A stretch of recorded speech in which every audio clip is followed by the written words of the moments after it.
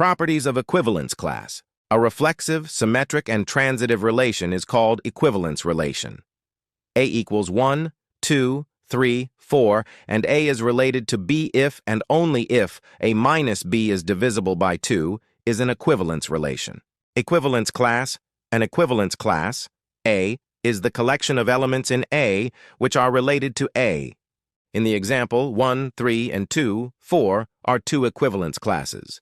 Property 1, A is in the equivalence class A. By reflexivity, A is related to A. By definition of A is in A.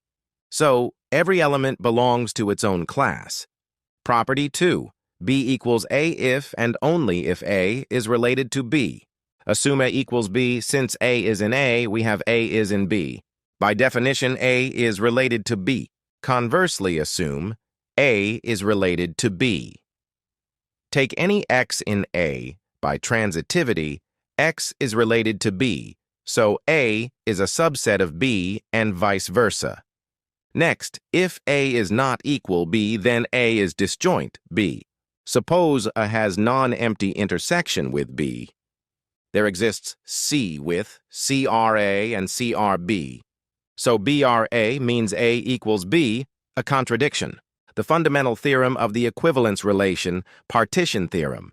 It says every equivalence relation on A gives a partition of A consisting of the equivalence classes. The disjoint equivalence classes forms a partition of A. Conversely, every partition of A gives an equivalence relation on A. If Pi is a partition of A, then we can define an equivalence relation on A by x is related to y if and only if x and y are in the same block Pi.